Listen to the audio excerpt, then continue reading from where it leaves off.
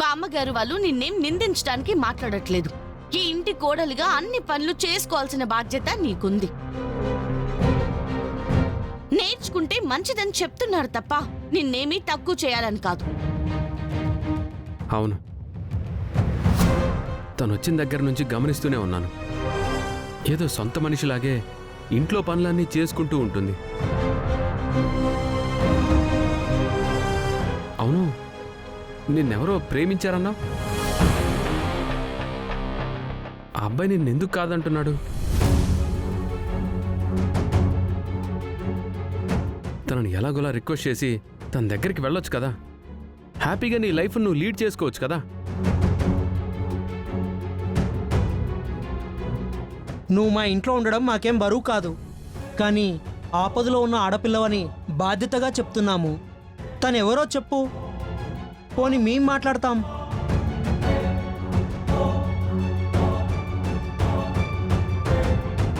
నేనెన్నిసార్లు అడిగినా నాతో కూడా చెప్పలేదు. అసలు తనెవరు ఉషా? ఎందుకు నేను కాదనుకుంటున్నాడు? ఏం చేస్తుంది? చూస్తుంటేనే అమాయకురాల్లాగా ఉంది. కాబట్టే ఆ దరిద్రుడెవరో దీన్ని మోసం చేయగలిగాడు. నానమ్మా, ఎందుకు తను అలా తిడుతున్నావు?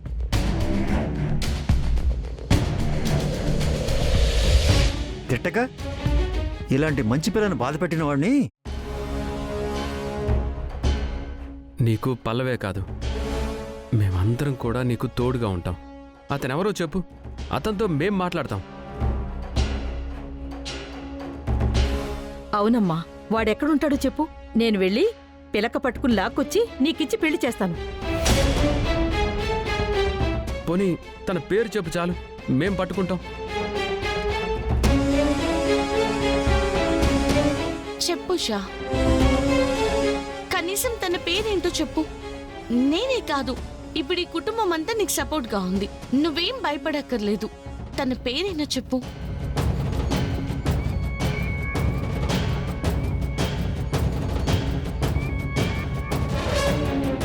అతని పేరు చెప్పడానికి కూడా ఇష్టం లేదనుకుంటా. ఎందుకు తను అలా బలవంతం పెడతారో? తన దగ్గరికి వెళ్ళాలనుకుంటే తనే వెళ్ళిపోయేది కదా. కానీ వాడి పిల్లను మోసం చేసి తప్పించుకుని తిరుగుతున్నాడు రా. ఏమో, వాడు తప్పించుకుని తిరుగుతున్నాడని మీరు నిందలు ఎలా వేసేస్తున్నారు?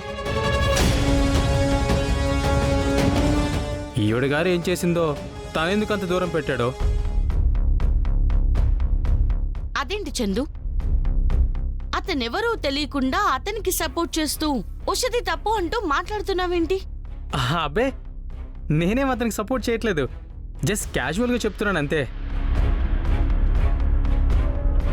ఇద్దరు లవర్స్ మధ్య గొడవ జరిగిందంటే ఒకరి తప్పే ఉండదు కదా.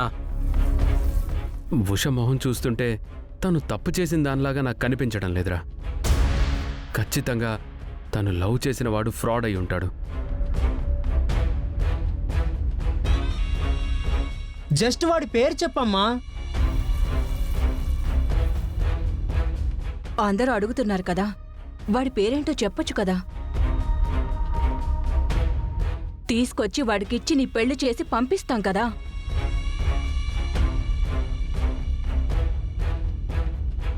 నువ్వు వాడి పేరు చెప్పు చాలు. వాణ్ణి లాక్కొచ్చి ఏ కీలుకా కీలు విరిచేసి నీ మెళ్ళో తాళి కట్టిస్తాం.